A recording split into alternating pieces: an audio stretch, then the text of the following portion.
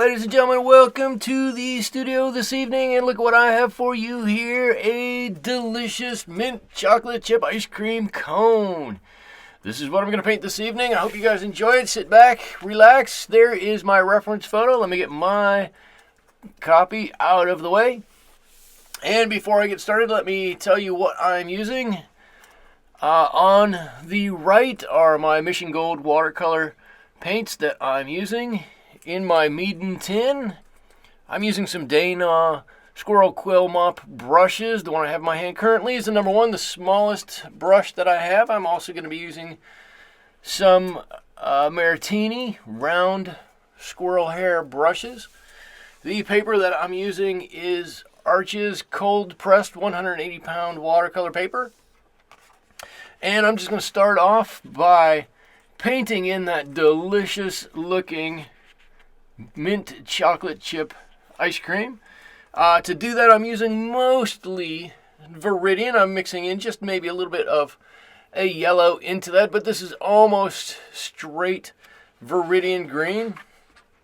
And as far as I can tell, this is only, this is the only good use for Viridian paint that I have found. I love strong green. Mostly I use phthalo green. Haven't found that much use for Viridian yet, but I think this might be just the thing. I'll just only use it to paint mint ice cream with, but nonetheless, it's a great paint for that. So anyways, you can see me dipping into the paint. They're just straight into there and putting it on a nice light wash of this Viridian paint. And in a second, I'm going to start to paint the cone, and we'll get into that.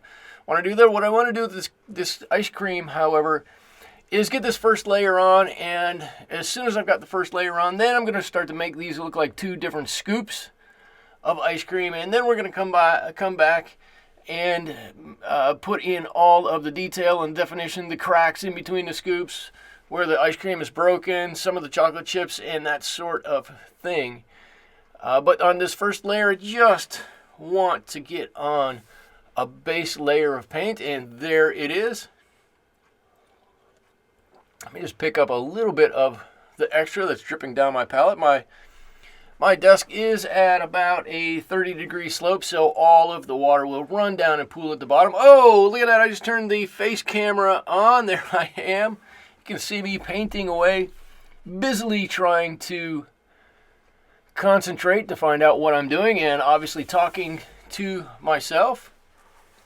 All right, so the paint I'm using here, a little bit of Raw Sienna, a little bit of yellow ochre, just to make a nice, I'm going into a little bit of Van Dyke brown in there, just to maybe put a little bit of shadow in a couple of areas, give a little added texture onto this really easily. All right, a little burnt umber in here. Gonna make this a little darker as I come down to the base, and maybe a few little spots in this waffle cone. Trying hard not to go outside of the lines. All the way down to the point, and there we go. And like I said, just maybe making the one side, the right side of this, a bit darker than the other, and a little bit under the ice cream itself. And that's going to begin to put a little shadow on there. Hopefully on the next layer we don't have quite as much work to do, because we've already got a little bit of shadow on here. There we go. Something like that. Nice and dark on this side. That's still wet. All of that color is going to run right out and blend in. Or I can take some of it off just like that. All right. Talking to a friend as I do this. Please forgive me for just a moment. I've grabbed a slightly different brush. This is one of my Maritini round brushes. I'm getting a little peacock blue, a little cobalt blue, mix that with the Viridian a little bit just to darken this color up, change it a little bit. Hopefully that'll help with a little bit of the shadowing. And I guess, I'm sorry, instead of starting right in and making these look round, I'm going to put a little bit of the cracks and crevices in here, put some paint down, and then blend one side out. We've just created a nice shadow line on some of this ice cream. And again, repeating that process, and I'm going to be doing that a lot on this ice cream cone. And you'll see over the course of this, that putting the paint down this way is going to create a lot of texture on this ice cream. Right back into my Viridian. I'm just looking at my reference photo to see which sides of these cracks and crevices have a little bit of a bigger shadow. And I put my paint on the line, and then on the soft side, just with a damp brush, just tease that paint out a little bit, and to make a nice graded wash there. A little bit of lemon yellow in with the Viridian, just constantly toying with the value there. For the Viridian, just changing it ever so slightly here, ever so slightly there. You could, of course, use the same Viridian for the entire thing. I think changing the value a little here and a little there adds a little bit of depth to the painting. But if you wanted to do it with one color, that certainly would work too. There you go. Now you can see we've got already some darker shadows on here, some darker areas. And all that we have to do now is repeat this process about 100 times throughout this entire ice cream cone. Oh, here we go. Finally, I'm attacking the seam that holds these two ice cream balls together. Seam is not the right word. Just the suture where these two have been fused to get together. I think that's a better way to say it. I don't know how you say it. Whatever it is, it's the junction of these two balls of ice cream. I'm just going to put some color down onto this. There we go. And I think I'm going to carry that up around the side a little bit. Come on, Michael. What are you going to do? I should say it really has been quite a while since I have seen or shot this video. I apologize that I'm not remembering it in exactly the order that it's being shown here. I have it a little different in my memory, but you get the general idea. We're going to come back and do it anyways. We're going to make that top look like a ball all up around the side. Get some really nice shadowing on that. You'll see that later, I'm sure. But on the bottom part here, I'm going to do the same thing that I started at the top. I've drawn on all the nooks and crannies, crevices onto this ice cream, and I'm going to put in some nice dark color along that crack line and feather it out. And then it's going to make it, just like I said, give it a lot of depth and definition to this. I'm just following along with the reference photo that I have. I promise you I will put it back up at some point. You won't have to watch me paint this whole thing. Not that I'm doing a lot, but you can see what I'm doing there and how I'm doing it. I'm trying to look up on the screen, see what my friends are saying to me as I'm painting this. It's always nice to have some friends around while you're painting. Someone to talk to and converse with. That's why I love my Wednesday night watercolors so much. It's like having my studio filled up with my friends.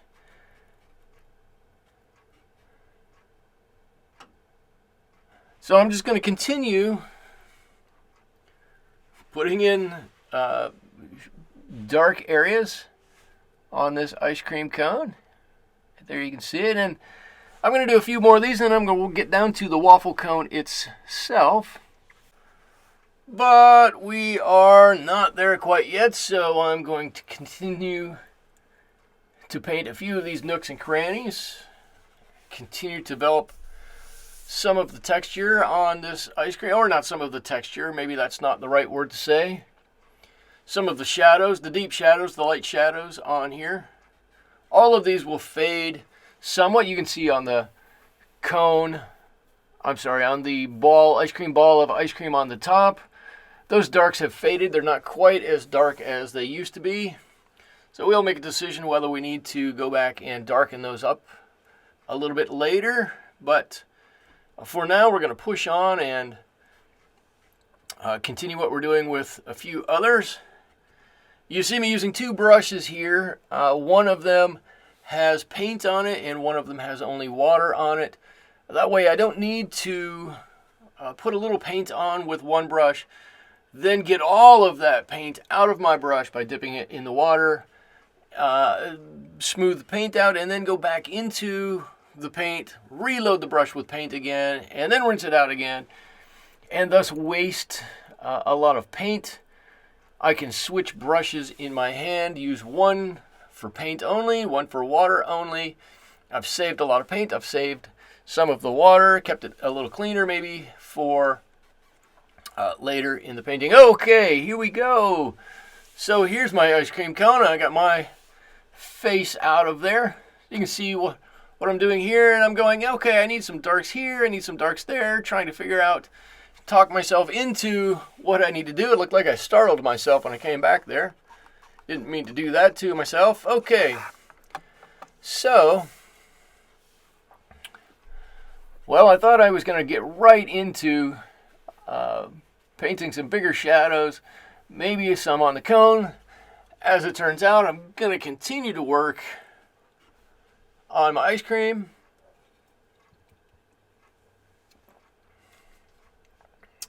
Ooh, that's a good one. Now you're starting to see as these breaks are lining up here, you're starting to see really what they look like. And you're starting to see that ice cream come to life a little bit. Here I'm going just underneath. If we have a shadow on the bottom of one ice cream, we have to have it on a little bit on the top of the other one. So that's what I'm putting on now. And again, blending it right out. My camera's got a little bit of funkiness with it. There's so much white that the camera reflects, the paper reflects so much light back up into the camera. It makes it a little tough sometimes, but we'll figure it out. Here we go. This is what I'm talking about.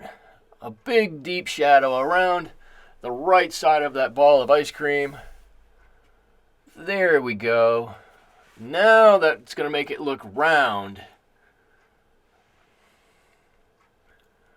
Much better. Now there's more dimension to it. All right. It's beginning to really look like a round ball of ice cream at this point. And this is where we need it to be. We need to do that with the bottom too. Hopefully I'll do that soon. It looks like I'm getting to do some of it right now. Right around the edges, those areas that are darkest. That's what I'm hitting right now. All the way down and around.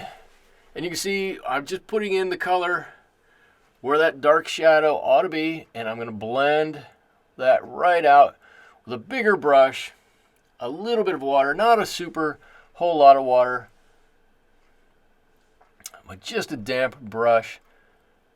And wherever I think, however big I think that shadow ought to be, a little bigger there, a little smaller there, I'm just going to dab that in and wipe that edge out. And quick as can be, it looks like the bottom ice cream cone has quite a bit of dimension to it now too.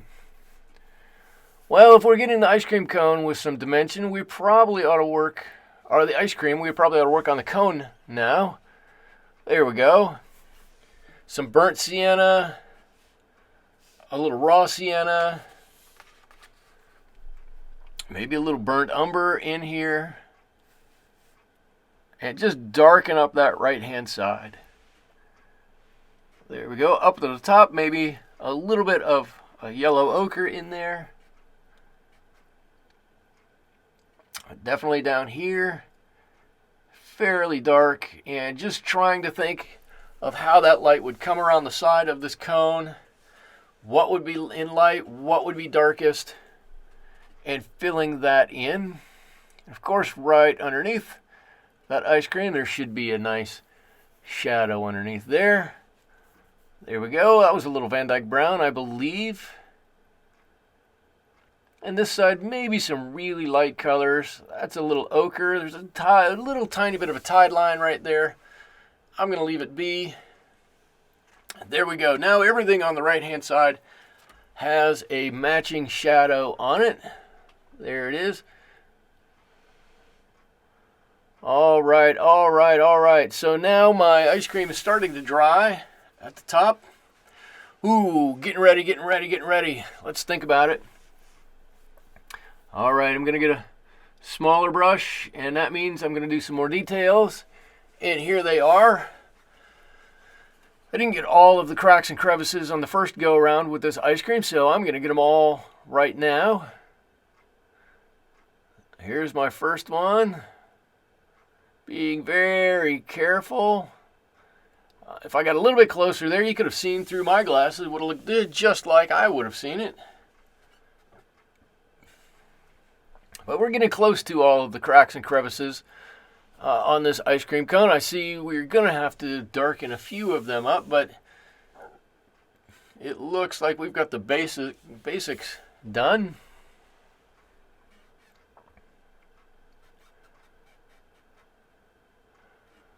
There we go. All right, Michael, move on. I don't know what I'm talking about there. I'm probably talking to myself at this point. I should say I do tell stories, even when I don't have friends online that I'm talking to. As I'm painting, I do always tell myself stories about what I'm painting. I make up stories about them.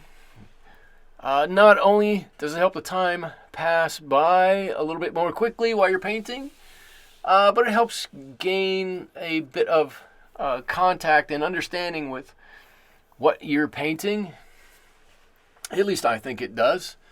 If you can tell a story about it, that means you have a connection with it, and that means you'll probably do a better job while you're painting it. So I encourage everybody that I talk to tell a story about what they're painting.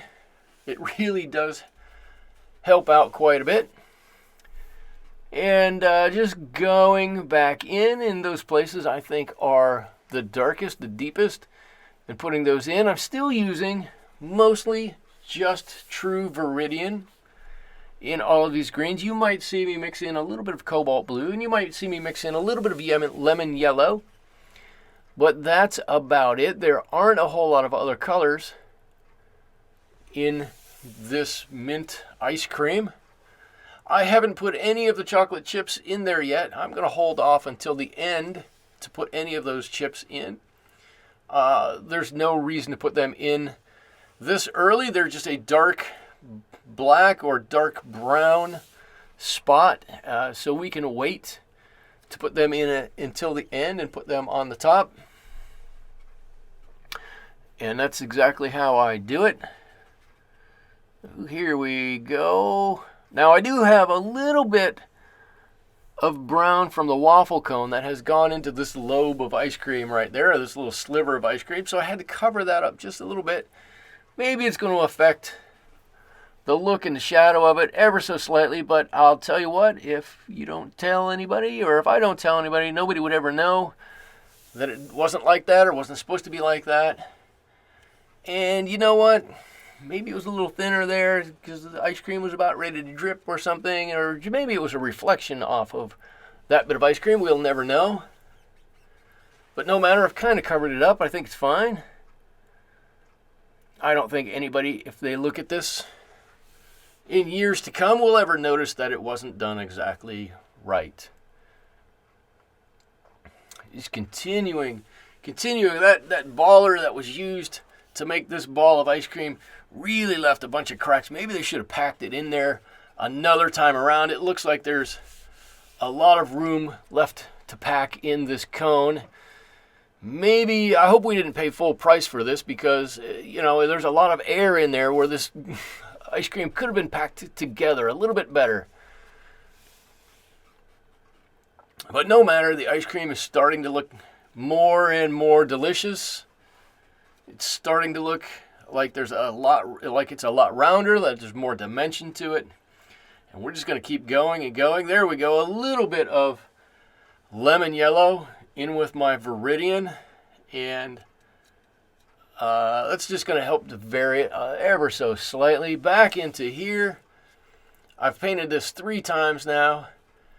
It is a very dark, but you can start to see how it does. It looks like a big crevice in that little bit of ice cream right there. And I'm going to use that same color. I've got it loaded on my brush. Use that same color in other places. And blend this bit out a little bit. There we go. Continue right on around. So this area up in the top of the top ball up here, we had done once, or some of this we had done once, and it got kind of a bit obscured when we put that dark shadow on. That dark shadow which has lightened now. We might have to retouch that also. We'll cross that bridge if we ever come to it. But I'm trying to think what else I want to do here real quickly. A little bit more Viridian. Oh, there, obviously, we have a crack right there. We can just put these in wherever we want to, as many as we want to, really.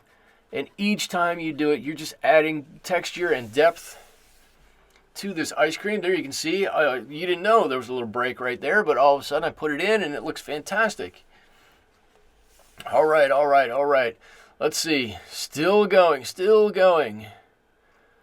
Got some more up here to do. Just extended that a little bit. Blend some of it out. And at this point, if you wanted to, you could even change how this ice cream looks as it's broken in there. You could add more of these cracks and fissures if you wanted to, and it would make the ice cream look totally different than it does now. But I'm not going to do too much of that. I'm going to stick with basically what I've